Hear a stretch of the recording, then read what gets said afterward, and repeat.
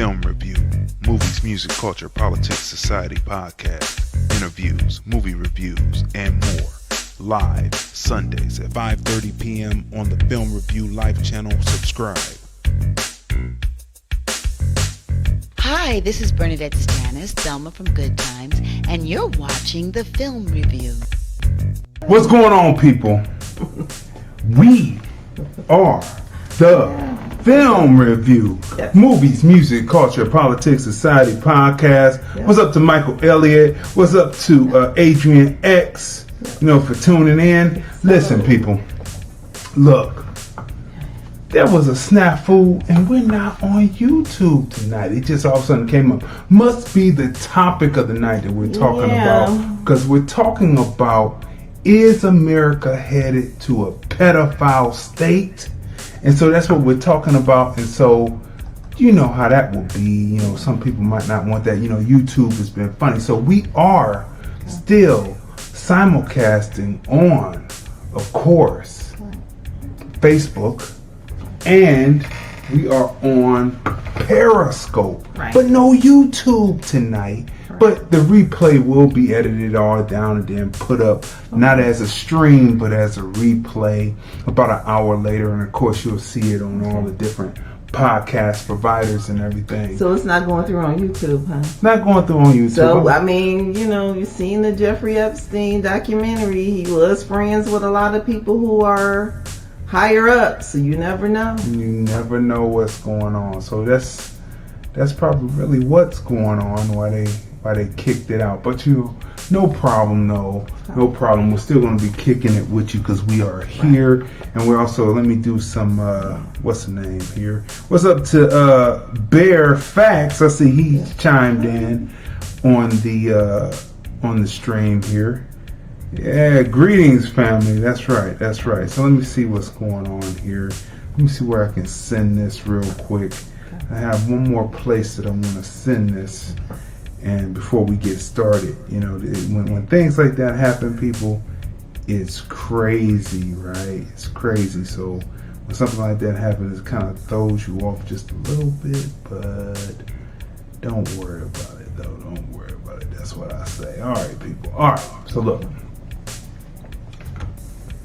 this is the Film Review, Movies, Music, Culture, Politics, Society podcast. We are the husband and wife team. I'm Crazy Dee. Tracey. And we review movies, music, culture, politics, and society. And do we have a great show for you today? And as usual, what we're going to start with is, how was your week? So how was your week? This week has been quite interesting in the news. The whole thing with Nick Cannon. Yeah. Right? And then you had Tamar Braxton with they, allegedly the suicide attempt. They said that there was a letter found. So, we don't know. And so, and still looking for justice for, many of the Black Americans in this country who have been murdered, right? By police officers. So, absolutely. And then dealing with the Karens. Dealing with the Pauls. It's just then we can't forget about, of course, COVID. And then I was just reading earlier, it disappeared on my phone, but they had added additional beds, right, out here in Las Vegas. They're gonna open up the Las Vegas Convention Center because did I tell you 900? Was it 900? Something like that. It's 800. 800, and additional beds. So it's just something. It's something else, right? Something else, right? Yeah. So, what's happening in the world this week? Let's start off with some interesting blurbs that I saw this week that are very interesting. I'm very disappointed about this YouTube not kicking in. I'm very disappointed. It kind of throws it off a little bit, but it's fine. Don't let it throw you off because I'm not surprised. Because I am very surprised. These different social media platforms, when it comes to certain issues they don't want tackled, they don't want it tackled. They do this. Yeah, so I'm very disappointed at that, but it's okay. It's gonna be all right. But anyway, look, people, threw me off from doing what I wanted to do here, which is okay. So look, first thing up is Joy Ann Reid. Joy Ann Reid has a libel suit placed against her, right? It's a libel suit placed against her because it just appears to me, my opinion, that she was sticking her head out for a Latino 14-year-old boy. But what you don't understand about the Latinos is they want to be American, and they're not trying to be Black American. They're trying to be white American, right? So at first, one court said, well, the woman was a public figure at the time, but the appellate court said they can go through. So she's getting ready to get a promotion. She's getting ready to get Chris Matthews' old spot on MSNBC, but at the same time, she's going to be plagued with this lawsuit, right? And this woman is, because this woman is a businesswoman, she's going for the jugular. So what is this about? It's about, there's a photo that came up on Twitter. Right? And the photo was saying, it had a caption about, they told the Latinos that this wasn't their country, such a yada, yada, yada. Right? So Joy Ann Reid grabs it. Remember, her name used to be Joy Ann Reid. Right. But now it's Joy Reid. Separated. But she just says Joy Reid now. But it used to be Joy Ann Reid to represent her ethnicness, right? But anyway, so she took the photo from off of Twitter, reposted it, and took the caption, but said she singled out the woman that was in the photo. And we're going to show you the photo within this brief video piece, because we are about the film, and so we're going to show you this brief video piece from the conservative outlet that covered this, right? And listen to the slant that they give on it, right?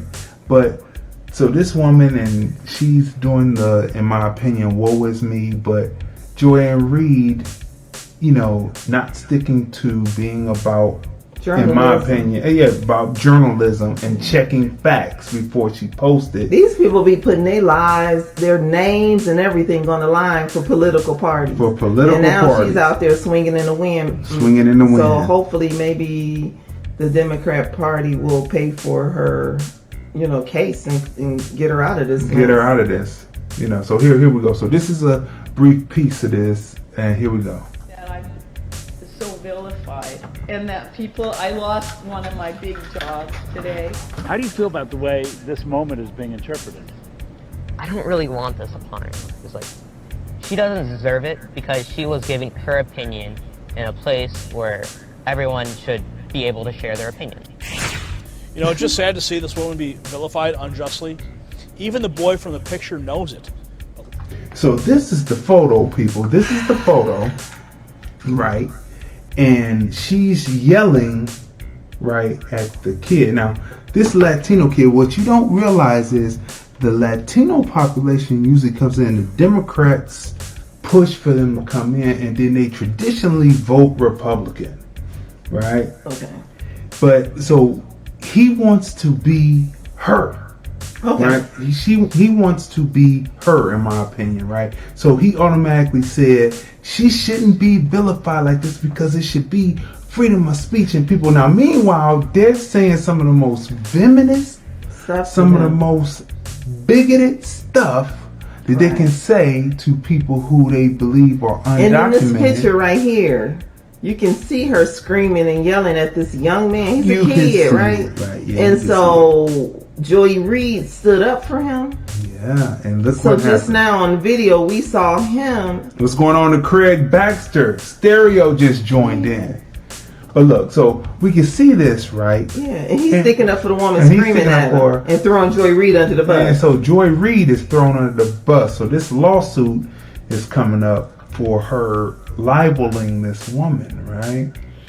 So, you know, things go. So let's look at another one of the, another blurb of the week here. Let's look at this one right here. Okay. Let's go here because this is another topic for the day. So Nick Cannon. So look, the number is 213-943-3358. 213-943-3358. If you want to call in and talk about any of the blurbs that we're talking about, and then of course we got the main topic for the night, which is America headed to a pedophile state, and we're also reviewing The Handmaid's Tale, and we're talking about the documentary that Netflix has called Filthy Rich about Jeffrey Epstein. So we're covering it all tonight, right? So this is Nick Cannon, right? And so Nick Cannon got into hot water this week with he ran afoul of the Jewish Anti-Defamation League, and while running afoul, he also ran afoul, once he apologized, he ran afoul of American black activists. And he also somehow inadvertently brought Charlemagne into it. Because Charlemagne had an opinion. Right? And once Charlemagne gave his opinion on how the Jewish community, the Jewish community has power, and they hold people back. Once he put that into effect, now they want Charlemagne to apologize. Oh, because black people can't have an opinion. So wait, let me run it all the way down so people know what's happening, right? So Charlemagne, so Nick Cannon has Professor Griff on his show, right? And so let's show a little bit of this real quick. He has Professor Griff on the show. And so let's play this real quick. For those who didn't get a chance to get this off of the internet, Nick Cannon has since running afoul of the Anti-Defamation League, he has since took this down. But those who can get it. So here we go. True activism in the streets. Probably one of the first scholars that I was ever introduced to with the title Professor in front of his name. I'm honored to have a legend in the building. Professor Griff, welcome to Candy's class. Peace, God. Peace to God. I'm a reflection of you.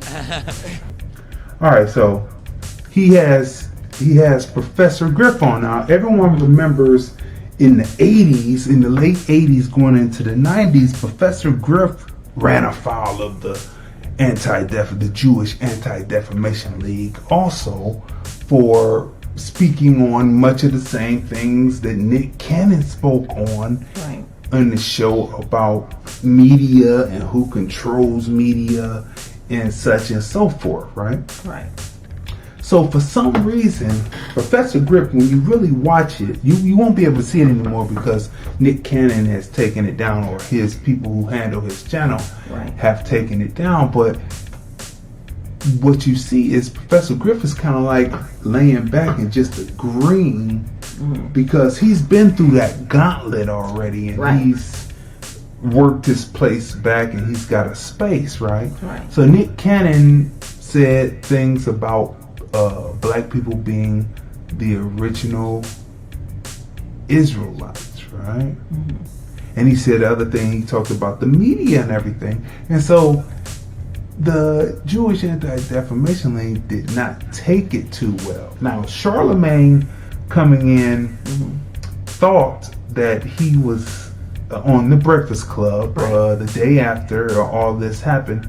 Charlemagne thought that coming in and speaking that he was somehow on the side of the Jewish community when he was saying what he was saying, right? But come to find out, he runs afoul too, because if you remember when Michael Jackson had the song "They Don't Care About Us," and he had the part in the song where he said, And then the Jewish Anti-Defamation League came out and said that we don't want to hear that in the record. And Michael Jackson subsequently removed that from the record, though it was not a negative thing toward. He thought it wasn't negative, right. But obviously the Jewish Defamation League doesn't want people talking about if Jewish people are strong, if they have power or whatever. They don't want them talking about it at all.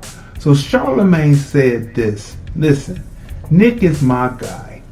I hate it had to be him, but that's what you can do when you have the power.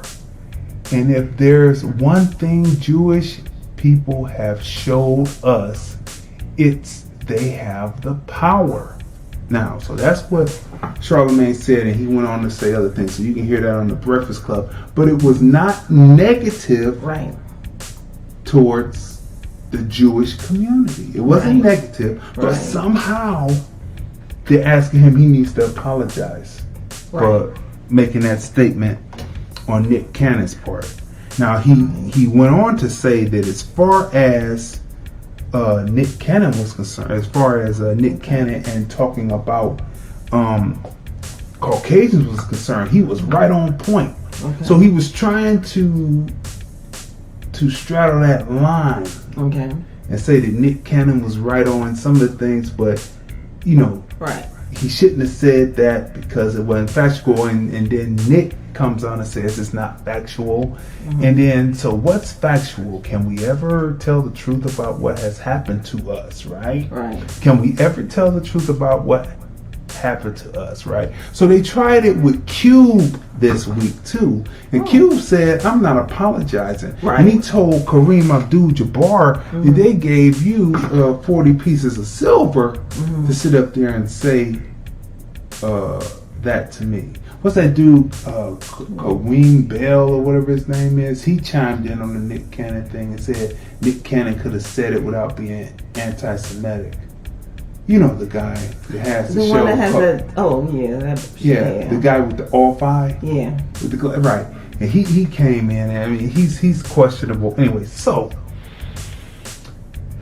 Rizza Islam comes out and he brings out he did a great job. Yes, he brings history. So we're gonna play a little bit of that. Yeah. And he breaks down history of why we should be rethinking our relationship as American blacks to the Jewish community, who never wants to let anything out about what has been done wrong to American blacks by the Jewish community. So by persons in the Jewish community. So let's play this real quick and we'll be right back. Brings us to our next question as it pertains to you and the Jewish control and the Jewish hand in the slave trade of our people, black people. I just have a few questions for you, if you don't mind. Did you own black slaves in the South at all? Did you sponsor and fund the shackles, the chains that went around our wrists, our neck, and our ankles, and the ships themselves? Did you not sponsor and fund those ships that transported a lot of our family members from Africa to here? Were you not the sellers when we were being sold on the auction block to other plantations? Were you not the people who were helping to sell us, the actual auctioneers? You know, we got a nigga here, he's 6'2", very strong. Was that not you? Really quick, for those of you who are saying, well, Reza, you're causing division. No, hell no. What we're doing is we are bringing out questions, because everyone who is Jewish can talk about their pain all the time. But when black people decide to bring up very valid questions, now we're causing division. Now this is a problem. Oh, we're pushing hate. I'm asking you questions. I didn't accuse you of anything. So am I anti-Semitic for asking questions? Between 1865 and 1877 was the Reconstruction era, when black people were supposedly freed from slavery, and we went back to school. We became congressmen and doctors and lawyers and all these different magnificent things, and we were building our own neighborhoods, etc., etc. But wasn't it in 1877, the compromise of 1877 between Democrats and Republicans, where they met at the Wormley Hotel, February 26, 1877 in Washington, D.C., where they came up with the idea that in order for us to maintain a stable economy, we need to put black people back on the plantation. Did that not happen? But what is my relevance in bringing that up? Wasn't it a Jewish man by the name of Levy who was in Congress who introduced the idea to put us back on the plantation in 1877? William Levy, he guaranteed his southern slave-owning friends that their investment would be protected and secured by having black Africans put back onto the plantation in 1877. His entire speech given to Congress is preserved in the Library of Congress, March 1st, 1877. Oh, it was a Jewish man who helped to push to make black men and women look permanently inferior under law, 1877. So we need to look at this as it pertains to the relationship that black people have with Jewish people. Now, let us take this a step further. A Jewish man named Rothschild, who everyone should know, Rothschild, had a representative here in America by the name of August Belmont, and he was the one who was investing or managing Rothschild's investments, etc. August Belmont's real name or last name was Schoenberg, Jewish man as well. He was managing the cotton, tobacco, and other products and investments dealing with slaves, black people, for Rothschild. Remember, just to keep all of this in context, 95% of the workers in the southern states were black men. White men did not know how to lay bricks. They did not know how to build buildings. They did not know how to do any of this. We did this. 95% of the work that was going on in the southern states were from black slaves, black men in particularly. So we were the ones who were handling all the trades. Keep that in mind. Seeing how we knew all the trades, seeing how we knew how to do all of the work, seeing how white people were not experienced in building virtually anything, that was a big problem, because if we were going to be freed, then that means they have no one to till the soil, they have no one to build anything, they have no one to fix or maintain or manage anything. So therefore, they had to figure out a way to prevent black people from working, prevent us from working, prevent us from having a job, and only focus on pushing the jobs to them. So a man by the name of Samuel Gompertz, a Jewish man who was born Samuel Gompertz, created something called the American Federation of Labor. And this was founded in 1886 to guarantee that black people would not have a job. And so us, by and large, were going to be pushed directly into economic deprivation, into a condition of being totally broke. Jewish man. Jewish man. Jewish man. Last person you should be talking about is the Honorable Minister Louis Farrakhan. So here we are in the middle of this, and he lays that out. He lays it out real clear. Crystal clear. For the people to see, right? For the people to hear. So as we sit here and we watch people, as I like to say, fold in like folding chairs. So all he's doing is just stating facts, right? Right. And we can't get upset or angry about someone stating facts. So no one should be penalized for stating facts. So that's, what bothers me with the whole Nick Cannon situation. You may not want to hear the truth, but to penalize someone, just because they're stating a fact that you don't want to hear. Right. You don't want to hear, like, everything is going to be detrimental to the group, but what about the detrimental acts that were done to a larger group of people, right? Or do they want to sugarcoat it and rewrite history? I love how people, that's just kind of like what's going on, not kind of like, it's what's going on today, right? How many times do we see on social media these people who spit in young black children's faces, say rude and nasty things to black people, as well as we saw earlier with the racist woman screaming in the young Latino boy's face, right? But once these people are called out, right? Mm-hmm. Called out on their vile, evil, wicked actions, they backtrack. They backtrack and, I apologize. I didn't mean to do this. The one man even said, well, my wife has a mental disorder. the incident in the gas station, right? And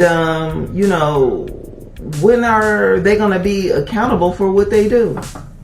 Like, stop doing stuff and trying to hide your hand. That's right. Stand up for what you say. Right. You said this mean, vile, wicked stuff, right? So don't start backpedaling. Oh, I didn't mean to see you. You know exactly what you meant to say, and you said it. Right. So it's very interesting what's happening, right? So we have a comment here from Bare Facts. Okay. This is a political attack on the Jewish people, not saying they are not right, but they just making sure you see what's going on at the time of a pandemic to keep your eyes on the ball and not the players in the game. Okay, I take that. That's a comment. So look, people, moving on to the next topic at hand, the different blurbs that we saw this week. Okay. Right? Entanglement. Right. Now, remember last week we covered the August Alsina, Right. Jada Pinkett, Will Smith situation in 121. Right. But since that week it's been more fallout. And have you heard Entanglements, people? August Alsina featuring Rick Ross on the flow, and they tell the full story within 3 verses. Yeah. I mean, having Rick Ross on the piece. This is hip hop, and it appears to me it's hip hop. And Will is going to have to return with something. I mean, Jada caused it. Haven't all great wars started over love of a woman? Yes, it has. So this was a funny meme right here. Entanglement, verb, action that'll get your head knocked between the sink and dishwasher, right? So that was one that I thought that was pretty good, right? So people have been putting these memes up all week and playing in. Then August Alsina came out with a banger. The song is a banger. If you haven't heard Entanglements, you have to hear it. And then this right here. Oh, what in an entangled web we weave when we attempt to justify satisfying our lustful needs. Let me play on a limerick there, right? Okay, so people, let's pull that down real quick. So I thought that was pretty good, right? I thought it was pretty funny. But this one right here really sums up everything when you're looking at a situation, in any situation, but especially that one. It says, love many, trust few, always paddle your own canoe. Love many, trust few, always paddle your own canoe. Right? So, people should paddle their own canoe. Like, you can't put much trust in people being, all together. Now, people, let's get to the first topic at hand right here, right? Okay. Are we getting ready to see a TV show like this, people, right here? Are we getting ready to see Pedophilia Island? Are we getting ready to see a TV show like Pedophilia Island, right? Now look, let's start out here, right? First of all, what is pedophilia, right? What is pedophilia? Well, before you get into that, I have a question. Okay. Pedophile Island. Is this the show they're going to replace Wildin' Out with? I'm just saying. That was good. That was good. Pedo Island, right? Okay. This incarnation, features some of the greats, right? And as this starts to unfold and the layers of the onion starts to peel back, you start to see that certain things that was considered fake news are really news, right? So what is pedophilia, right? And is America headed to a pedophilia state? right? Pedophilia. Sexual feelings towards children.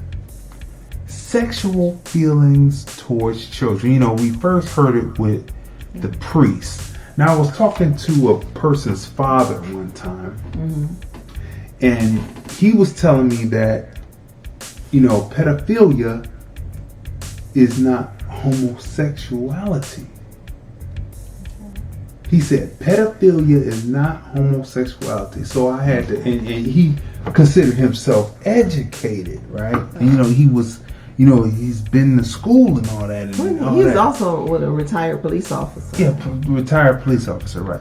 And so I was like, well, actually, homo means one or same, right? So if a pedophile is messing with a little boy and he's a male and the boy is a male, then that is the same. In actuality, that is a homosexual act, right? It means the same sex doing something, right? So we have to get, so in actuality, that is a homosexual But what about Epstein was only dealing with little girls? Right. But I mean, this goes from Epstein all the way over to what Feldman was talking about. Right. And we're gonna hit it all. It's funny how they shut down his premiere. They sure did. They put some kind of virus on so it couldn't play. Right. He was supposed to go live over the internet, and his documentary. And he has sold. He sold out. Right. Right. And then they totally shut down the signal. Right. Because they didn't want it out. Right. So look, it's too many people. Too many politicians and celebrities involved that they're trying to protect. Too many, right? So look, priests, Pizzagate, right? Right. Coming to find out that these things are was something that was actually happening, right? Right. Yeah. Actually happening. They were trying to cover it up. It's not real. It's not real. It's not so real. Right now, as things are unraveling with you this, find out that it's real. What's it, Galen? Right. The pronunciation of Epstein's sidekick. You know, why things are unraveling now, and then we're finding out that Pizzagate was real. Pizzagate was real, right? But it was fake news before, but now it's panning out to be real. Politics and Pros. That was another organization that was involved, right? Jeffrey Epstein, and some people call her Gayland or Garlene Maxwell. It all depends on how you want to pronounce it, but so different people pronounce her name differently. Garland or whatever, right? What's this person say? Okay, so look, we're gonna play this clip right here. Okay. This breaks down a little bit about Epstein, and we're gonna be right back right after this. Brad represents victims and describes Epstein as a genius sociopath, one of his most confounding and dangerous adversaries. He was charming, charismatic, funny. He made you want to like him. That's why he was able to access over 100 young girls and do the kind of things that he was able to do. Yeah, you speak about his charisma and charm, but he sort of had a double whammy, didn't he? Because he was always implying threats that he could and would hurt you. He would make no bones about that he could inflict harm, you know? He might say, I'll tell you what, if you keep prosecuting me this way, if you keep doing this, someone is going to get hurt. And you'll probably see her, Ghislaine Maxwell. Sometimes she's dead center in frame, living it up, but occasionally you catch her on the dark periphery of a photo. And those are the perplexing portraits that emerge of Ghislaine Maxwell. On one hand, the graceful socialite, and on the other, according to her accusers, a woman who lurked at the edge of high society, scouting and procuring young women to give to Jeffrey Epstein. Helped him exploit girls who were as young as 14 years old. So several times I was in the car with her, and she would ask the driver to stop the car. and she'd dash across to the school or the park or wherever she was going, and she would like write down her phone number for a child, a young girl, and then I'd see that child at the house. And she'd say, they're auditioning. You know, I found a model in the park. And I thought it was really strange because I did see a couple girls in braces. And I've never seen a model with braces. Right? So this is Glenn Maxwell and this guy right here, Jeffrey Epstein, who they say committed suicide, but he might have, they thought might have been murdered, right? Right. Allegedly, right. I thought it mean an overage adult making sexual acts on a child. Right. That's the connotative definition, bare facts, but the denotative is sexual feelings towards children, right? Which leads into more of the psychological and why it was deemed at one time to be a mental illness. But now they're trying to push it out from being considered a mental illness. Yeah. Now they're trying to push it out as a lifestyle, like Yeah. LGBTQ, right? Yeah. And so that's what they're doing, right? Yeah.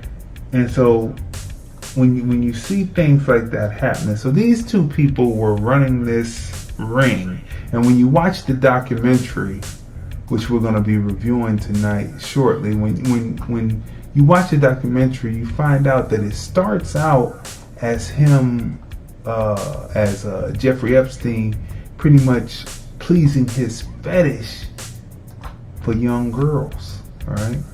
Now this was a meme that I picked up that Kel702, a great MC from out of Las Vegas. Right, he's a great MC. He's been on TFR Music Review Show a few times with his videos, right? But he noticed that he sent a complaint to Facebook about this ad, right? And he circles around, and it's a ad. It's a pro pedophilia ad, right? Right.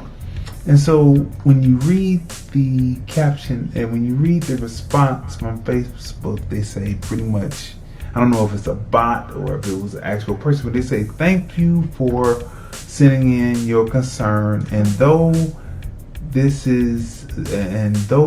is a concern, it doesn't violate. Now let's face it, everything that is done that has to do with anything that's talking about anything that has to do with injustice is a violation. But this right here is talking about pedophilia is a natural thing. Is not considered a violation. Nope. Right. So this is what's going on. Right? So it's not considered a violation. So it's okay. So they're gonna allow them to continue to post on Facebook. Post on Facebook. People, protect your children, your kids, and your family. Protect your children. Because there are many children, teenagers on social media. Yes. And then if you have a platform that states that it's okay, right, to have pedophilia organizations as a part of their platform, that's not cool at all. No, it's not. Right. So as we go through, here's 45, our Commander-in-Chief, Donald A. Trump, with Jeffrey Epstein. Now he says that he doesn't know Jeffrey Epstein, but there's quite a few Is photos. his arm around him? Yeah, they kind of like hugged up. Yeah. Like, kind of hugged up. Just a little hugged up, right? And then when we look at this one right here, this is... Who is that in there? That's Galen. Right. Epstein. Melania. That's First Lady now. Yeah. And Donald Trump. And that's what, 80s, 90s maybe, right? Right. It looks like it, right? So here we are, we're seeing this, and they're partying and moving and partying together, right? Right. So this is what it is, right? Are the authorities willing to look the other way when the person is rich and connected politically, right? Are they willing to look the other way when the person is connected politically and they are filthy rich, right? Donald Trump says he doesn't know Jeffrey Epstein, but we've shown a couple of photos where it seems like he was hugged up and the wife and it seemed like this was two couples out on an evening, right? He and his wife and him, right? Now, there's pictures with him with Bill Clinton, right? Bill Clinton and him smiling together, Jeffrey Epstein. And when you watch the documentary, you see a woman produce a painting about the ills of what Epstein was doing, and Bill Clinton is in the painting. Yeah, Bill Clinton's in the painting, and then you also see, well, in the documentary, Filthy Rich. Filthy Rich, yeah. Prince Andrew is also in the photo with one of the ladies. Well, at the time she was a child. She was a child. But then, when she was only 17. Yeah. Now, this is a great documentary, but you have to take it in doses, people.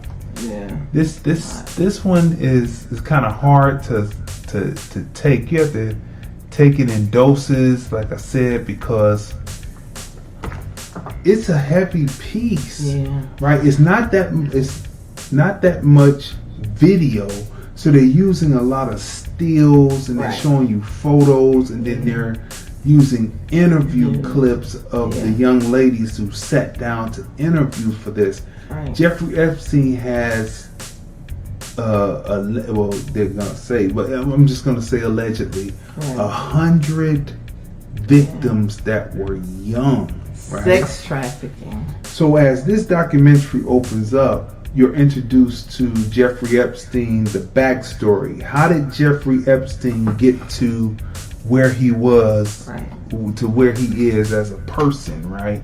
How did he get his riches? That's how the documentary opens up, right? And so it tells you that Jeffrey Epstein pretty much lied his way to the top. And when he was discovered in a lie, the people who discovered him in a lie, instead of having him prosecuted, they either let him remain in the positions that he had, or they just let him go.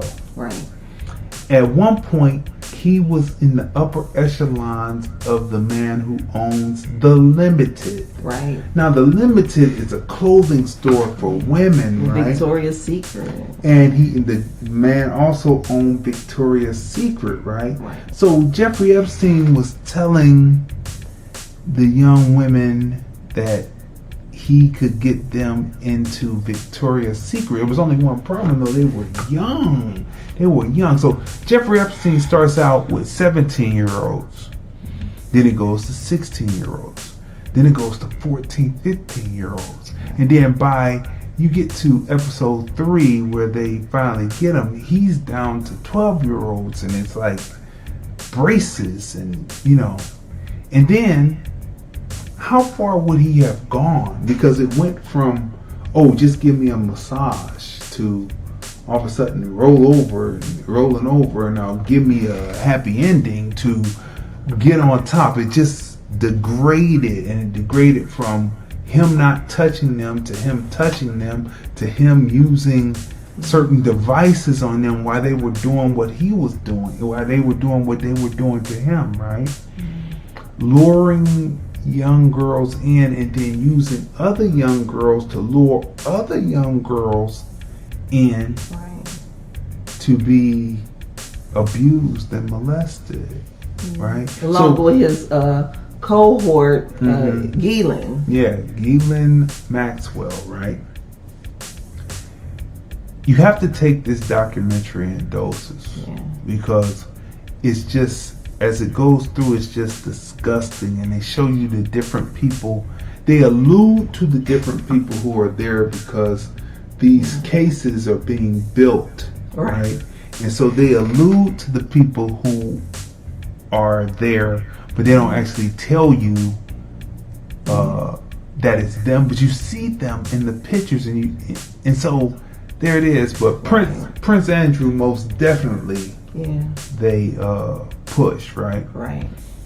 So Jeffrey Epstein, he how he gets his money is he takes money from out of the limited. Right.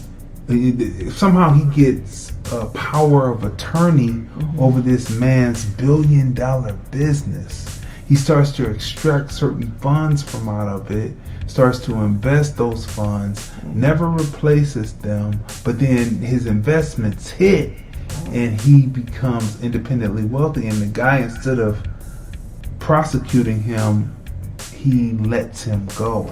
So he swindled, or basically took money. He swindled money from the owner of the Unlimited and Victoria's Secret. Because the Unlimited and Victoria's Secret, they don't have anything to do with this. But Jeffrey Epstein swindled the owner. He should have prosecuted him. Maybe if he was in jail, if he had prosecuted him, that would have put a halt to all of this stuff. It would have put a halt to it. That would have been the end. It would have never happened, right? I mean, because according to like this whole Ghislaine Maxwell, who they've arrested, and they said naming names, and she's potential. And she has this little black book. Yeah. With a lot of names in it. And they said that the helicopter that they purchased right. was wired for sound and video. Right. So the people who were coming over to his island right. and to his other properties right.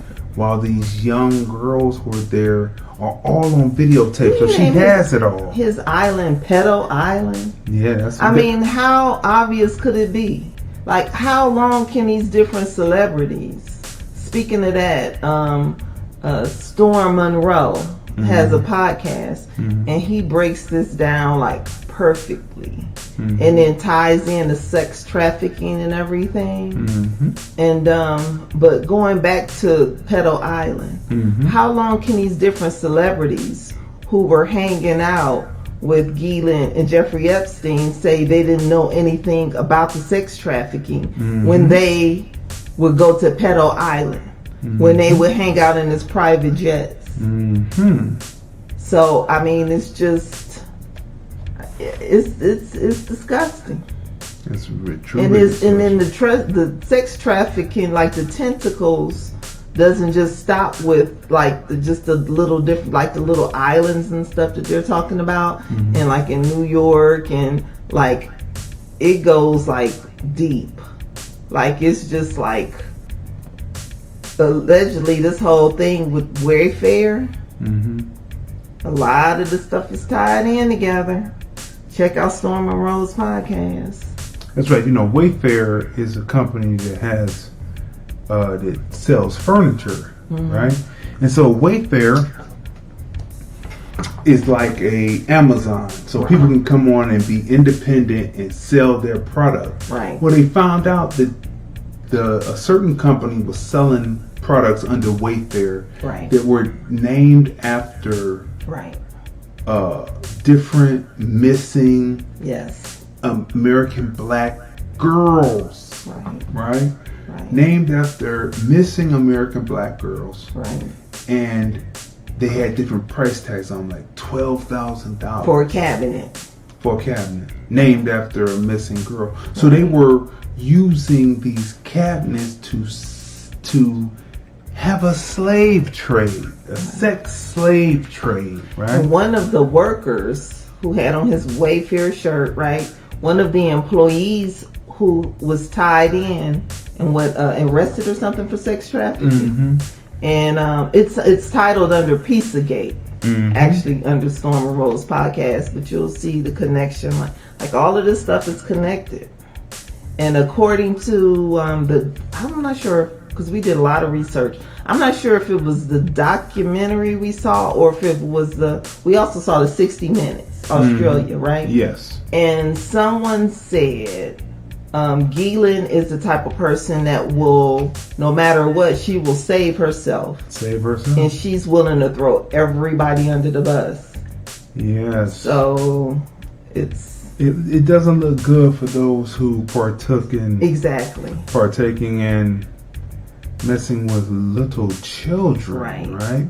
What do you think about that? 213-943-3358. Don't forget that the Cash App is right there, right? You go to Cash App, $, TFR Podcast Live. Right. TFR Podcast Live, the $, TFR Podcast Live, and leave a donation. You like what you're hearing as we continue on, right? So, like I said, it's funny because tomorrow is Surviving Jeffrey Epstein. Yes, right? On Lifetime, right? That's right, Lifetime. And it's going to be a two-parter. Right? And so they're doing what they did with R. Kelly, you know, Surviving R. Kelly. They're doing the same thing. Right. And so, you know. Except for Jeffrey Epstein has way more victims, right? Way more victims, way more money. Sex trafficking. And he was sex trafficking, right? So neither one is right, but this guy is just outrageous. So anyway, what do you think about the Jeffrey Epstein Filthy Rich? I mean, doc? It's like you said, both of them, like the Surviving R. Kelly, and then, you know, tomorrow we'll be seeing the Surviving Jeffrey Epstein. Both men are definitely wrong, but this Jeffrey Epstein is in a league all of his own, a horrible league. I mean, because when you involved in pedophilia, sex trafficking, also in the documentary, Filthy Rich, you hear the various women talking about how he threatened them. He actually also threatened reporters. He threatened I believe the head editor, the head guy over at Vanity Fair. I mean, not to give things away, but I mean, chopping off animals' heads and putting them in people's gardens. It wasn't quite a horse head in the bed, but it was pretty close, right? You know what I mean? So this guy, I mean, they did some vicious stuff. I mean, it's just like, wow. And these victims went to like one in particular, if you haven't seen the documentary already, you'll find this out in the documentary, but one of the victims walked into the police department, right? The police department and said, told that's not our jurisdiction. You need to go over to such and do that, right? And then they walked it to the FBI. Right. And the FBI said, nothing to see here. I mean, so it's just like, if the police and the FBI, you would think that if anybody, they would be the ones to protect the minors. Yes, that's true. So these victims felt helpless. They feel helpless. Like if you can't go to the authorities because who Jeffrey Epstein is, because of his social class, because he's worth millions of dollars, or billions, right? Right. Because of money he extorted from someone. Who can you go to? Who can you go to? Right. So look, people, what would you rate this documentary? I mean, I would give the documentary a 10 because they did a great job. Like, what's going on? The Stingray 131 watching us on Instagram. I mean, they did a great job, like breaking down like everything, the behind the scenes, the different interviews, like friends of Epstein, friends of Ghislaine, just learning about. I mean, I knew the man was involved in pedophilia, and I just assumed, I didn't know that he was like threatening people's lives, and I didn't know that there was like a major sex trafficking ring basically around the world. It wasn't just in America.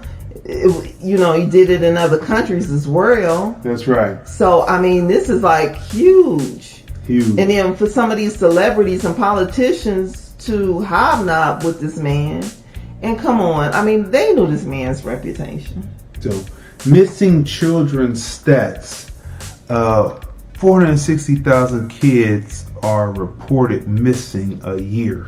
All right. Black kids go missing at a higher rate than white kids by a CNN report. 1 million children are commercially sex trafficked by the International Labor Organization, right? Protect your children, right?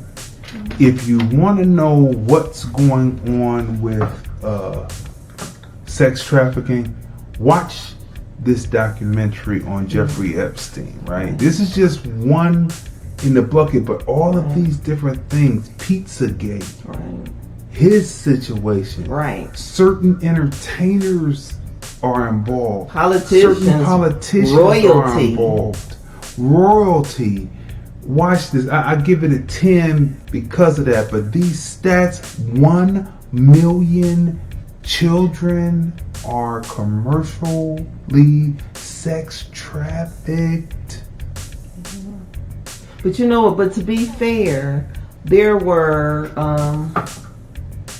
two black policemen who like we said, doing research. There was 2 black policemen being interviewed. Now this is on Storm Monroe's podcast, under Pizzagate, right? Mm-hmm. And these 2 black officers talk about sex trafficking, and they tell you what to look for. Mm-hmm. And matter of fact, there's a segment in the podcast where you actually see the inside of one of these white vans. We're going to call them pedo vans. Pedo vans, yeah. Where it is soundproof, people. You can be walking past that white van and the person could be screaming to the top of their lungs and you will not hear them. Yeah. So it is very important that you protect your children. Yeah. 1 million children are commercially sex trafficked. Yeah. Yeah. Right? They give you tips. The one of the police officer, he says when you see two big white vans, do not park in the middle of them. Because that's how they captured a lot of women. Mm-hmm. And young men are being sex trafficked and kidnapped as well. That's right. So you have to protect your sons. So this stuff is like... And your daughters. It's deep, it's serious, it's deep, it's serious. And now, with all of this coming out, you see that this is... tentacles stretch out. Right. So Jeffrey Epstein, once you start to notice that these other stories that were once blown off are actually, you realize that they're actually real news and not fake news. Right. Speaking of such, there's an interview that T.I. did, conducted last year with Alex Jones. And now this is just a clip of it. Now, arguably to us, as we watch T.I., he has jumped on the Democrat train, right? So it's like he's on a Democrat train, just our opinion, right? Which there's nothing wrong because we stumped down Democrats through and through, but enough with the Democratic Party until they hand over. This just in, people. This just in. Mm-hmm. A new study put out by Newsweek says, remember we talked about 51 trillion, billion. Mm-hmm. It has now went up to a price tag of 151 million to each American black. The study in Newsweek. 151 million. 151 million per each American black descendant of slaves. This is what it's going into, right? This is billions of dollars, right? Newsweek, you can check that out. So just then, right? So until they started talking about reparations, why would they even have my vote? Like, why would they have my vote? Like, they're not talking about anything. They're not talking about reparations. They're not talking about anything for blacks. The first thing that Biden said, he's for the immigrants. Why am I voting for that? Well, he said that was his and this on his page, to Biden's page, his priority when he get in the White House. That's his first priority at the top of his list is immigration. Like the more immigrants come in, the less jobs come, right? The less jobs are there. More jobs right now once the immigrants come in. So why would we vote for that? Trump's not good. Biden's an old relic. He's not good. What is an American black person to do? When are people going to start? I mean, you have to not be. When are people going to stop being robots, or sheep, easily led? Right. When does using a peer come into play? Right. And it's not about this party or that party, but it's about putting your family's best interest, your best interest, your people's best interest. Right. Right. It's not about this political party, that political party. What about your people? What about the best interest of your people? Right. I mean, you riding for parties who, throughout history, we have a record of how they treated black Americans in this country. That's right. Both parties. So why are you... I mean, it makes no damn sense. And then I hate to use the word coon, but are you so damn stupid that you don't have a brain of your own and you running around with a political party who... I mean, they didn't even pass the law for the George Floyd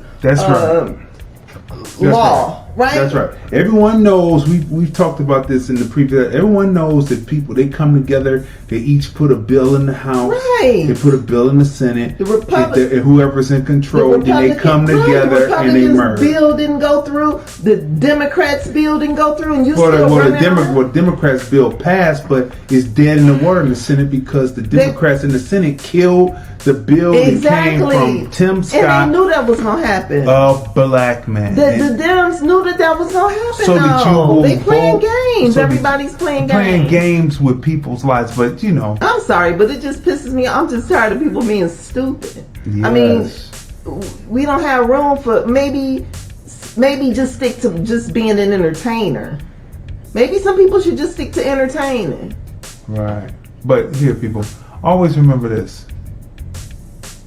Two sides of the same coin, right? It's like the Democrats. Remember that it was the Dixiecrats, and the Dixiecrats were lynching, and it doesn't matter because then the Dixiecrats went over to the Republicans, so they're still both Dixiecrats and Repubs.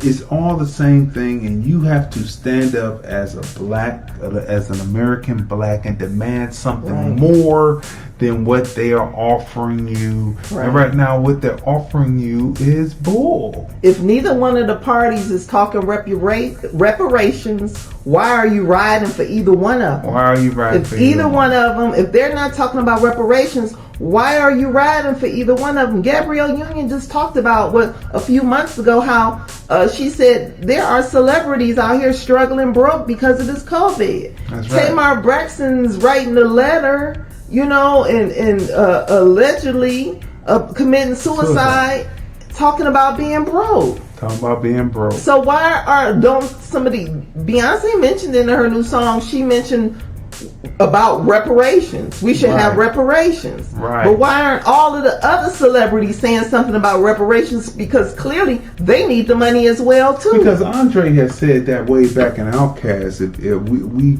like neck to neck, because if you don't move your feet, we don't eat. Then we don't eat. And we like neck to neck. Right. You working, I'm performing. Right. But if you don't come in and buy my music, or you don't come to my concert, right, we're like neck to neck. Right. And then if the average everyday person isn't working, right? Mm-hmm.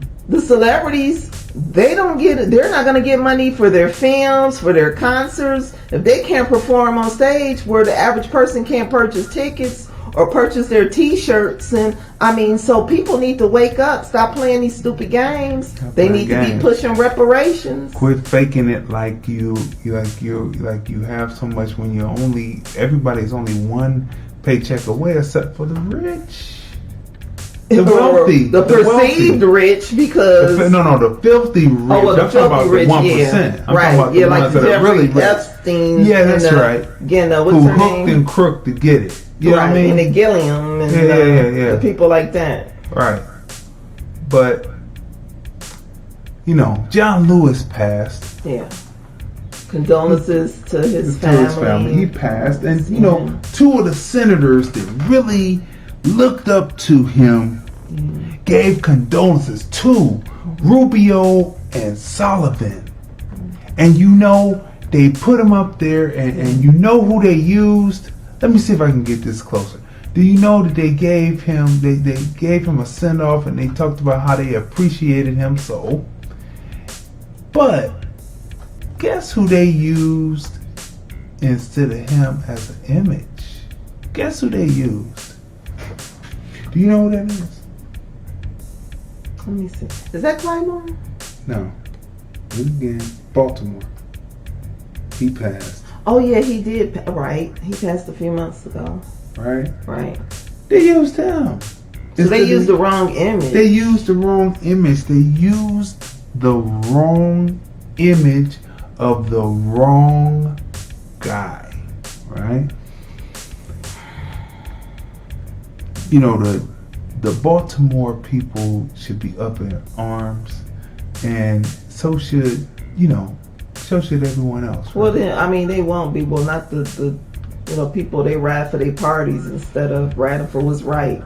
Right. So, So look, people, they used the wrong guy, right? Right. And it's just so sad. It's unbelievable that we used the wrong guy, right? Like, we all look alike, right? Does anyone know who this person is? We're not going to say. If you don't know who he is, then that means, right? That means that if you don't know who he is, that means that should they be blamed for not knowing who he is? If you don't know who he is, if black people don't know who he is, and then should they be held accountable? If you don't know who this person is from Baltimore, should they? Well, I'm assuming that these people who ride for the different political parties who don't have the best interest for their group would know his name, right? Right. And so, they're using the wrong guy.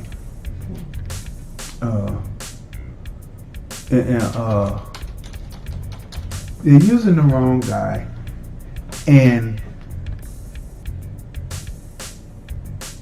it's sad because if you as American blacks don't know, that's Elijah Cummings. They mix up Elijah Cummings. Mm-hmm. They mix up Clyburn, and they mix up John Lewis. Right. And then who's the fourth one? They mix everyone up. They mix them all up, right? And so if you don't know that's Elijah Cummings, if you don't know, should they know? And then if they don't know, should they have even released the picture? Well, if we can, things. Let's talk about reparations later. I have a solution. Who is that? That's Bear Facts, right? Oh, yeah, you should call up. Yeah, you should call up, Bear, 213-943-3358. 213-943-3358. We'd like to take your call over the air, you know what I mean? Hear the number slowly, or is it on the screen? 213-943-3358, right? So look, people, we took you through that. Now back to Pizzagate for a minute. T.I. Horrible. Right? T.I. has an interview with Alex Jones, right? Pizzagate is so disgusting. Right. So T.I. has an interview with Alex Jones, and Alex Jones alludes to Epstein doing more than just having a sex ring, and we're going to talk about this right now, right after we play this. But like I said, T.I. doesn't let the man have a word in edgewise. You see, what makes great interviewing skills and great commentary is you're going to listen to what the people say, because you want to hear what the people have to say. And we got a phone call. So hold that thought right there, people, because we're coming. That's a cliffhanger. You stay with us, because we're going to be playing that interview with him. Let's see who's on the line real quick from 916. 916, you're on the air. Who's calling? 916? 916. I don't hear you. We've got you on, but you're not saying anything. Let's see. 916, 916 going once, 916 going twice. Listen to us through the phone. Maybe you're listening to us through the recording. There's a delay, so you won't be able to hear us. So I don't know. Call back, I guess. Well, first, let me say that once you guys, there's like this whole Pizzagate thing, the description for the different parts of the pizza is so damn disgusting, because they're talking about children, and the breakdown of that is so damn disgusting. It's so nasty. Yeah. And then these are our babies. And Storm Moreau on his podcast under Pizzagate, he gives a description of their language for building a pizza. And they will call this place and will put in orders to get these particular children. And it's just nasty. Okay, let's try this call again. 916. It's nasty. 916. People want to rap for political parties. 916. I'm not hearing you. I don't know why we should be hearing you, but you're not coming through. You're not registering. Your time's not lapsing. I don't hear you. I don't know what people need to start holding people accountable. Shouldn't matter what political party. Okay, I hear something. It shouldn't matter what 916. political party. 916. Not when it comes to our children. Okay, I'm hearing something, but I'm not. It's like 916. Going once. Going twice. I'm not. I heard something, but I'm not hearing you speak. Yeah, wow, that's something. I remember. He must be listening through another situation. Was it last year? Maybe it was 2 years ago or 3 years ago. We went to see. It was a local. It was a UNLV, and they were working on this project, right? And it was about sex trafficking. Yeah. Right. And the people that put it together are an organization that fight against sex trafficking. Yes. And like after seeing that, and it's just so sex trafficking is just like horrible, and it goes on in every city. And whenever you see these, on the news, there's a missing little boy or little girl, 9 times out of 10 is tied into sex trafficking. And then to learn that some of these celebrities and politicians and just wealthy people in general, right? Business people, wealthy business people are tied into this sex trafficking stuff and this whole Pizzagate. I mean, the shit is disgusting. Okay, so let's play this T.I. piece here and listen to Alex Jones as he alludes to something a little bit more sinister going on But, is it anything more sinister than trafficking kids? Let's see. It's horrible. The powers that be that want to control the way we think, behave, and operate. Let me say it this way. Yes, you're right. Let me say it this way. Operate on fear. Let me say it this way. CNN and the New York Times broke the story saying that we were saying there was a basement and they were killing kids in there. We didn't say it. They said it. Then a guy goes in my name and does it to shut down our investigation of Jeffrey Epstein and the WikiLeaks and real devil worshippers. I get because that. Epstein wasn't just having sex with kids. They were doing rituals. And that there was a ring of at least 6 people who all had various positions. So they were doing rituals, right? They were doing rituals. That's what he says, right? How many years has Corey Feldman been saying this? Yeah, how many years? But Alex Jones was saying that they were doing rituals, right? And then Corey Feldman, we have a clip of him coming up next, right? As we talk about this, right? And so it's really just a disgusting thing. And matter of fact, you know who we left out? Hey, what's going on? Who's on the line? Hello. You're there, but you're not saying anything. You have to listen through your phone. See, you're online, but you're not saying anything. I don't know what this is about. Anyway, okay. You know who we left out in the documentary? He's prevalent in it. Weinstein. Yeah, Weinstein hung with these people. Right. So now we look at the people that hung out with Weinstein. See how this little nasty web is just... How it's just... and then people report it to social media, and then they say, it's okay. I mean, everyone should be alarmed. Everyone should be alarmed. Right? And so, Zora Neale Hurston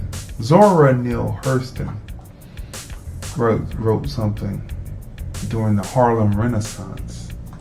This stands true still today. If you are silent about your pain, they will kill you and say you enjoyed it. If you are silent about your pain, they will kill you and say you enjoyed it, right?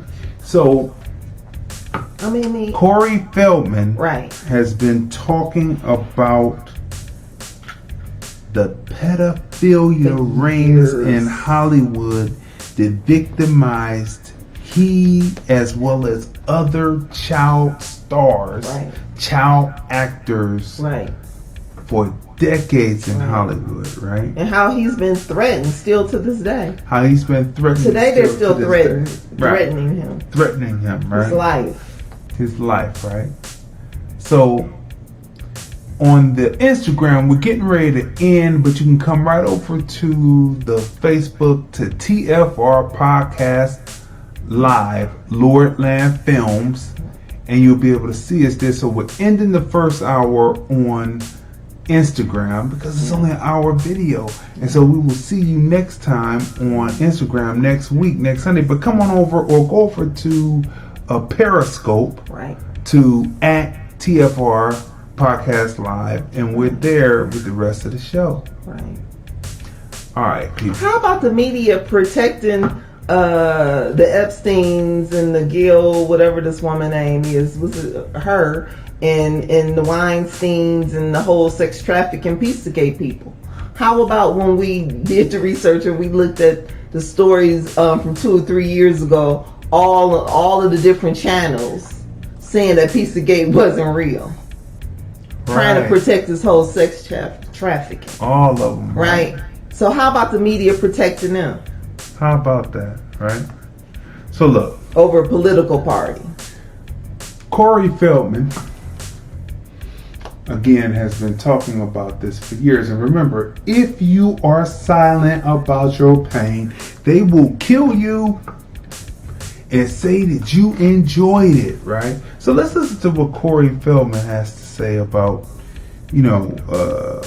what was happening with things that was happening with the sex ring in Hollywood. Here we go. There was a ring of at least 6 people who all had various positions within the entertainment industry. So I never said anything about powerful executives. That's something that got blown out of proportion. But the bottom line is they're at all levels.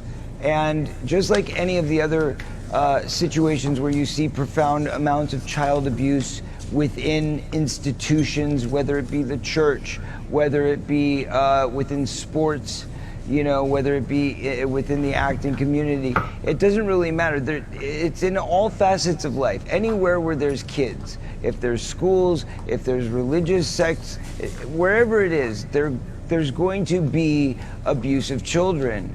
And it's about whether we're acknowledging that abuse and doing something about it, or whether we're turning the other way. And right now is a time of reckoning on this planet where all of us must stand together for the sake of our children and start to recognize that this is a reality, this is what's going on. And it's time to expose it, acknowledge it, and do something about it to prevent it from continuing. New laws, new legislation, new protection for our children. We're calling it the Children's Rights Movement, and it's called Kids 2. So it's a capital K with a 2. All right, people. So look, again, let's say this again. 460,000 kids are reported missing a year. 460,000 kids are reported missing a year, right? Black kids go missing at a higher rate than white kids, CNN. How come everything is always so much higher for us, right?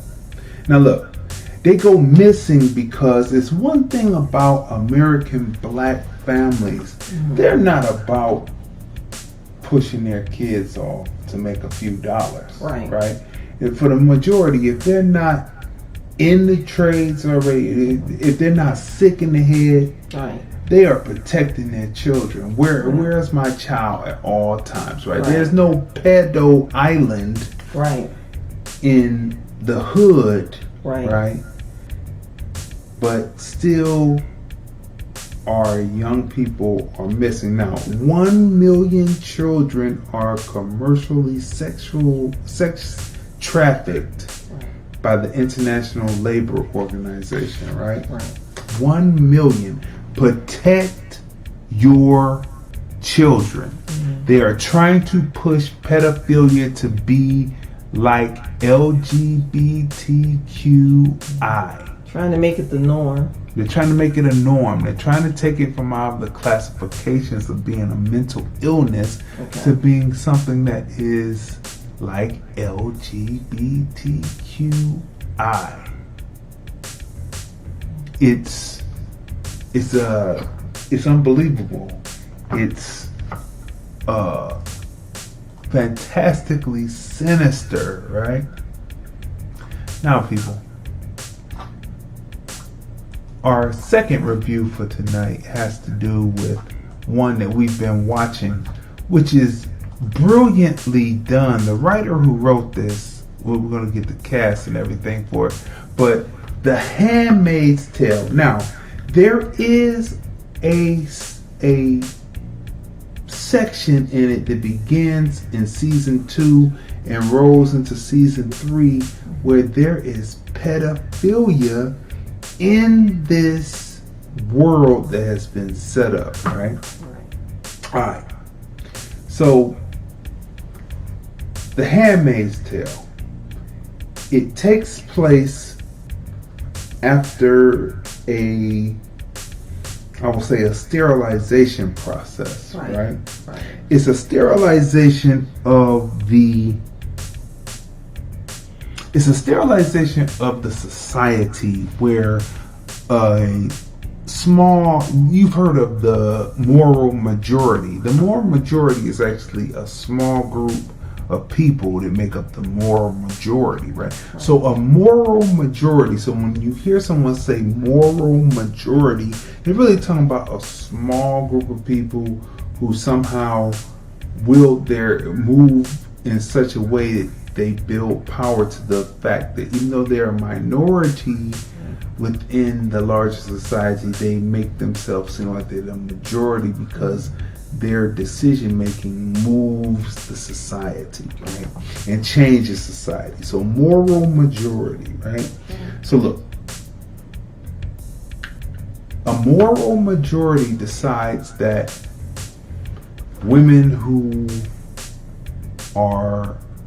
have multiple partners, women who are not married, women who may have been adulterous, may have broke up marriages but then married that person, women who are lesbian, women who just don't quite fit into society are deemed to be malfeasance, and they have to be reprogrammed to become these handmaidens, right? And so what do the handmaidens do, right? They're deprogrammed and then reprogrammed in the way of this particular society that the people have put together, right? And but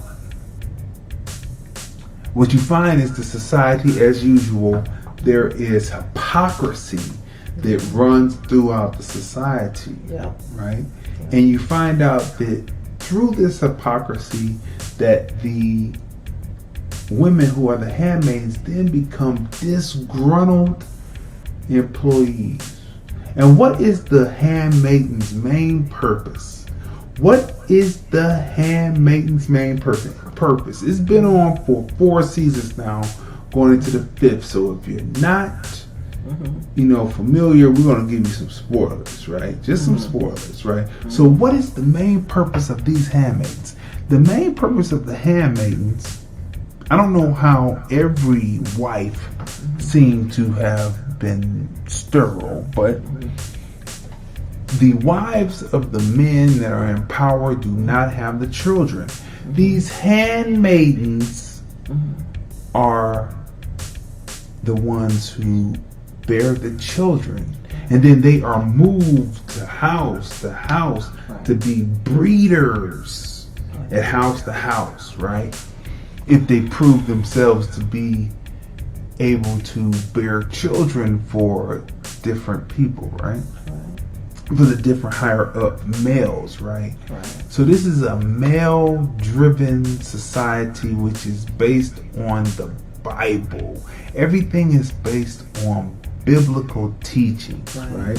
Is it like a spin on the transatlantic slave trade? Yes, and that's what we were going to get to. The woman who wrote it, which her name is Margaret Atwood, Margaret Atwood wrote this book called The Handmaid's Tale. And The Handmaid's Tale is really the slave trade or the slave existence in America, but it's told through these handmaidens who are Caucasian. It's mixed groups, but there's a few blacks, maybe a few Latinos, but it's mostly Caucasians, right? So the life of a slave in North America is told in this story, right? And the similarities, so the woman was ingenious, and I think that she said, well, I can't get away with writing a book about the slave trade with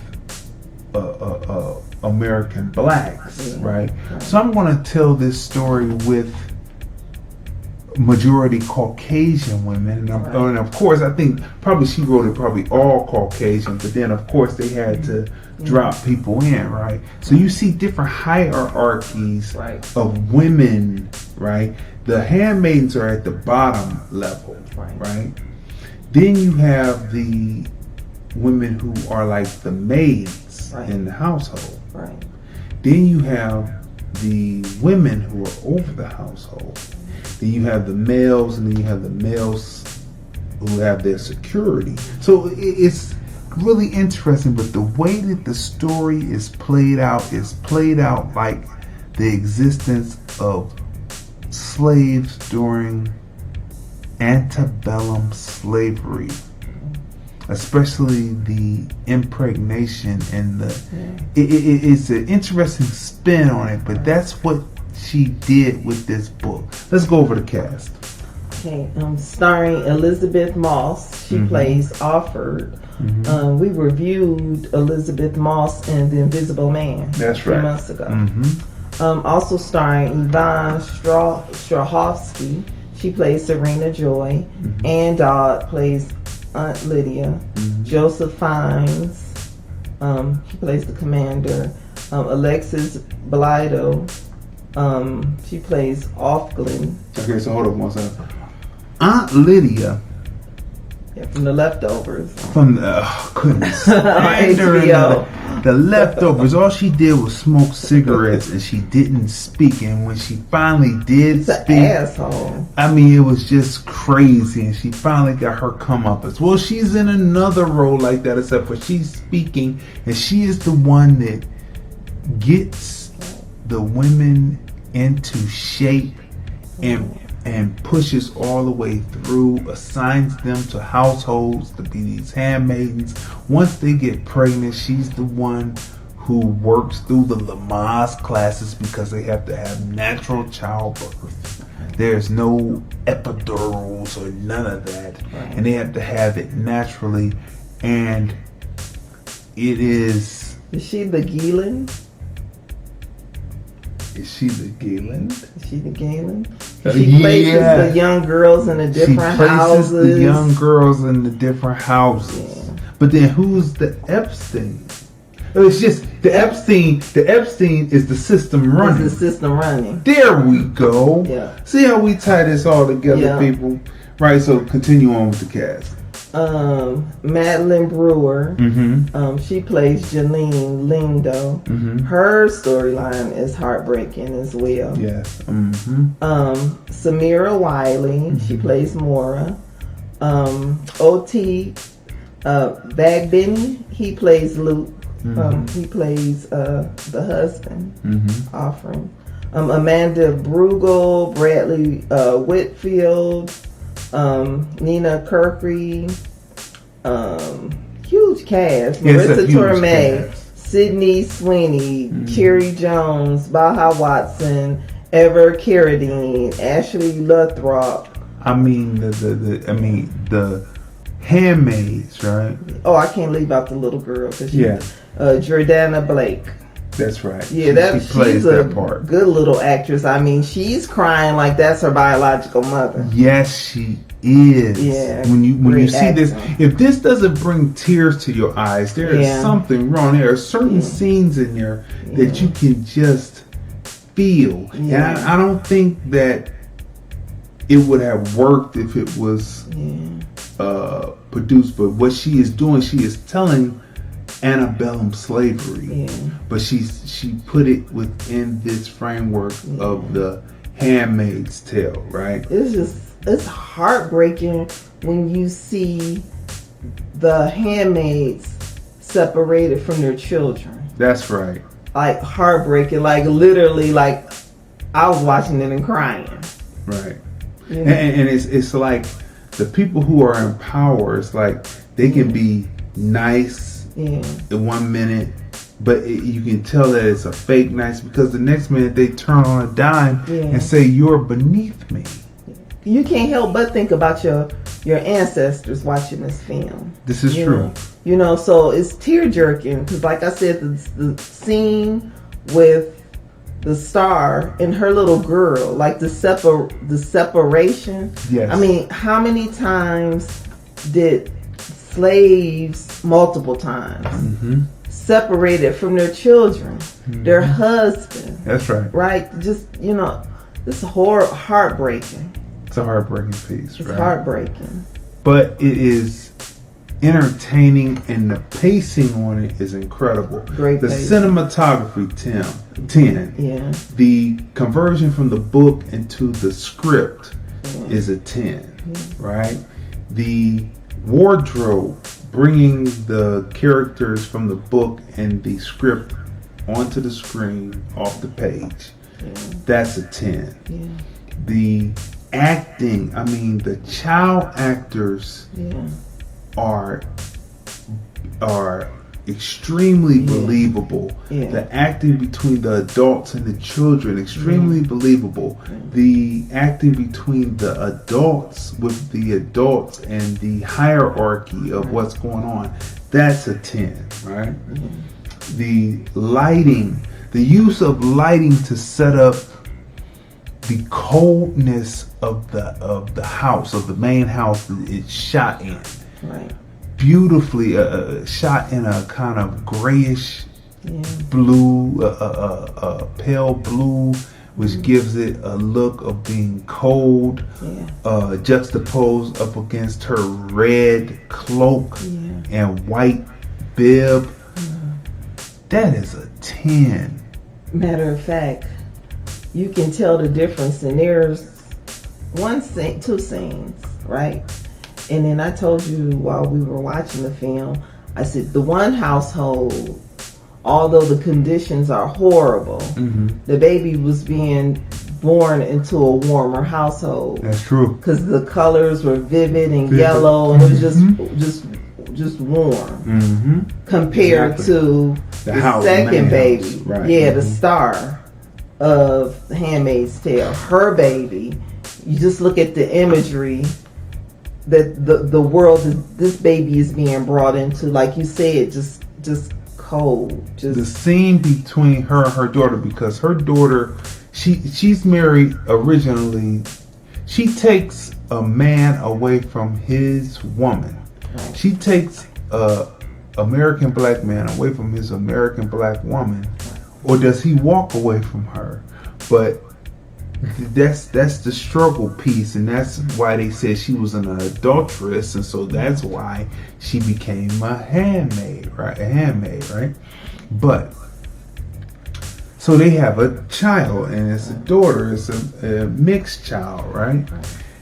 But she's a black child, okay. But anyway, look, the scene where they finally get a chance to reunite, and the way that the little girl played the scene, it is incredible acting, right?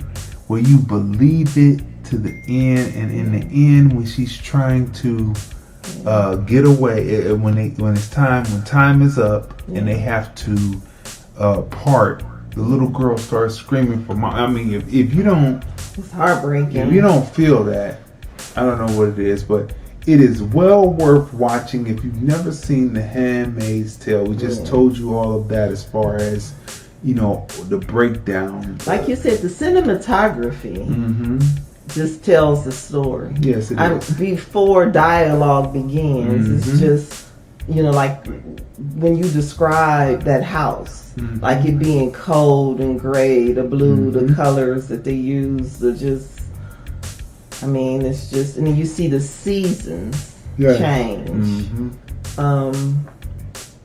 They did a great job. Like I told you earlier, I said, this is one story where you never really know what is going to come out of the main character offered. You never know what's going to come out of her mouth. Like she's like constantly thinking, because she's trying to survive in this atmosphere. So she's trying to survive. She's trying to figure out a way to get out of there, but yet while trying to get out of this horrible community that she's being kept in, she can't just up and like bounce. She has to figure out a way to find her daughter, get her daughter, take her daughter with her, and leave. I mean, it's just.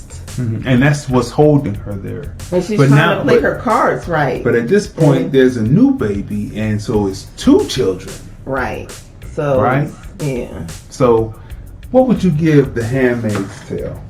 I would definitely give it a 10 because it's well written.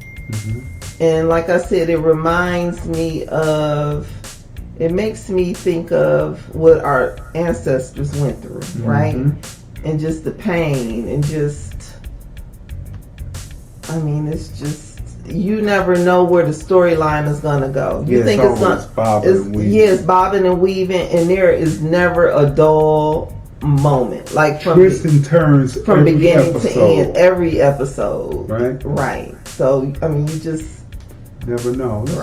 Let's see who we have on the line here. 708. You're on the line. Who's on the line? 708. What is going on? 708. I don't know. I guess they're not hearing us today. You know what? Whenever we have very like call dropped. Yeah, social media, like they just, don't get me started. When there's certain issues, you know, we talking about this pedophilia that's going on, and then all of a sudden, you know, the phone call. Well, one of them was definitely Bare Facts trying to call. Yeah, he was trying to get through, but somehow it's just like it's like blocking the conversations, and we've had many calls come through, but all of a sudden tonight, when we're hitting this topic and we're talking about reparations and we're talking about the sex trafficking that's going on, there's glitches in the system. Yes, it is. Now look, people, there is a storyline, like I said, about the pedophilia, right? It's a 10. It's a 10 for me. Yeah, my wife says a 10. Yeah. There's a scene about pedophilia where these dudes are marry off their security to 15-year-olds, to children. This isn't the Wild Wild West.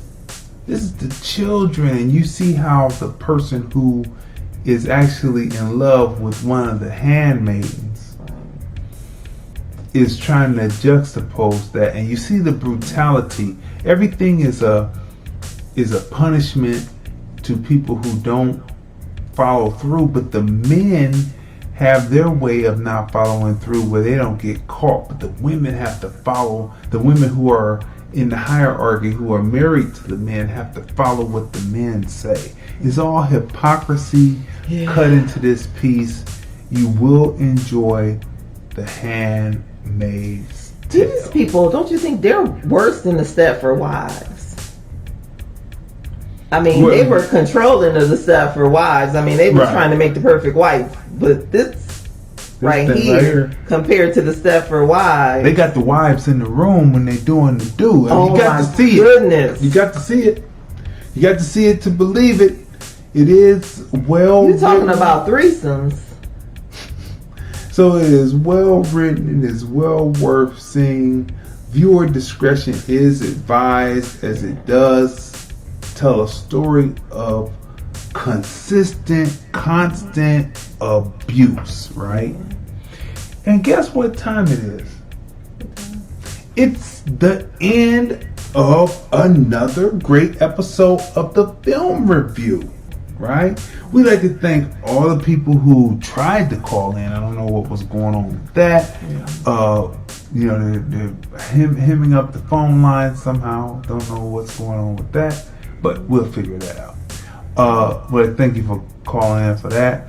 We'd like to thank all the people who commented and all the people we see that came in who are watching us this evening. And we would like to say that this is the Film Review. Movies, music, culture, politics, society podcast. We are the husband and wife team. I'm Crazy D. I'm Tracey. I'm the filmmaker, and my wife is the critic. But before we go, I just need to add one more thing, right? Like, especially with the environment that we're dealing with today, it's very important to, like, back in the day, like when I was a little girl, like when you as well were kids growing up, right? And you as well, our parents would be able to be comfortable with us playing in the front yard or in our backyard alone. It was just sitting on the front porch or at the end of the driveway. But today, people, you have to monitor your kids. Protect your children. No more just sending them outside, letting them play by themselves without adult supervisions, because these people are predators. That's right. So are we headed to... So it's up to us. So are we headed to a pedophile state? Just like my wife said. Well, it's up to us. It's up to us to protect our children. But it's up to us. Right. It's on you. Right. What are you going to do? You have to protect your child. You have to protect look out for your neighbor's child as well. That's right. You know, we have to look out for each other because we don't have anybody else but each other. And then these people are kidnapping these babies. They're kidnapping grown women. How many times have we seen it on social media? I've seen many of grown women on social media warning other women, saying they tried to snatch me. This is what happened. And so, you know, you have to look out for your wives as well, your mothers, your sisters. And you have to check out if the neighbors are watching your kids, you got to check out the neighbor. You got to make sure the neighbors don't have a under the ground or in the basement dungeon. You don't leave your child alone. I mean, that just goes back to, I mean, we could go on and on, but we're back in Cleveland, the man who kidnapped the 3 young ladies. Yeah. He kidnapped his daughter's friend who had been, you know, over to the house, the friend of the family and everything. Daughter knew nothing about it. And the daughter knew nothing about it. She didn't know her dad had kidnapped her friend, got her pregnant, and had her chained to the damn basement for years. You know, and this was so-called a family friend. That's and he was going to the visual, and he was spending time with the girl's mother and family, acting like he was helping look for the girl. Meanwhile, she's in the basement of the home. So basically, what I'm saying to you, what we're saying to you people is protect your children. And be skeptical of the neighbor. Be skeptical, of the neighbor. Keep your eyes on your kids. Yeah, like especially if they look strange and they barbecuing in the back. Just because they have children don't mean anything. And the barbecue smells kind of funny, like it might be human flesh. Don't be letting your kid be out there playing. Remember, people, one more time, 460,000 kids are reported missing a year, right? Black kids go missing at a higher rate than white kids. That's by CNN. 1 million children are commercially sex trafficked.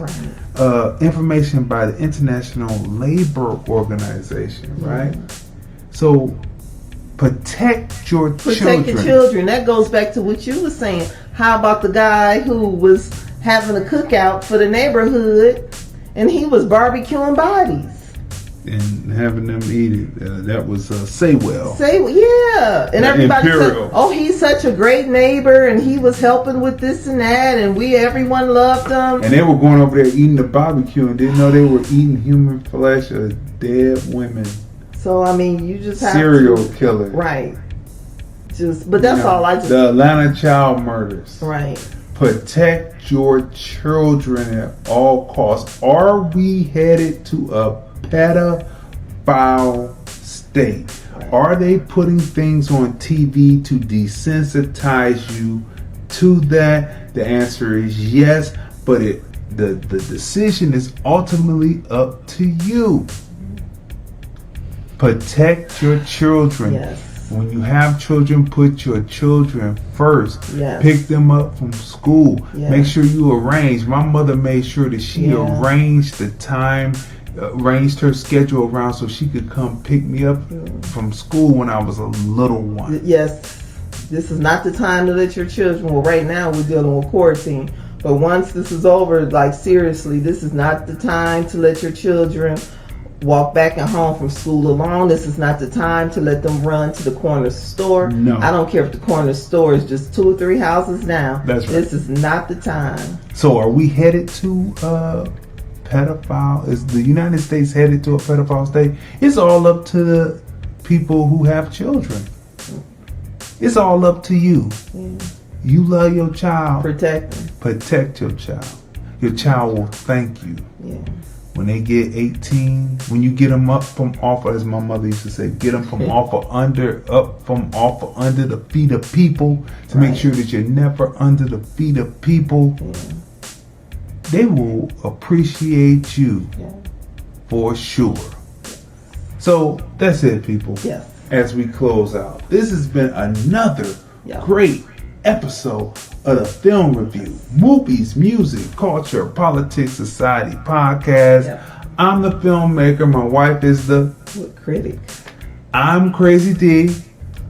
Tracey. And we review movies, music, culture, politics, and society. And we will see you next time on the Film Review. And we're out. Film Review, Movies, Music, Culture, Politics, Society podcast. Interviews, movie reviews, and more. Live Sundays at 5:30 p.m. on the Film Review Live channel. Subscribe. Hi, this is Bernadette Stannis, Thelma from Good Times, and you're watching the Film Review.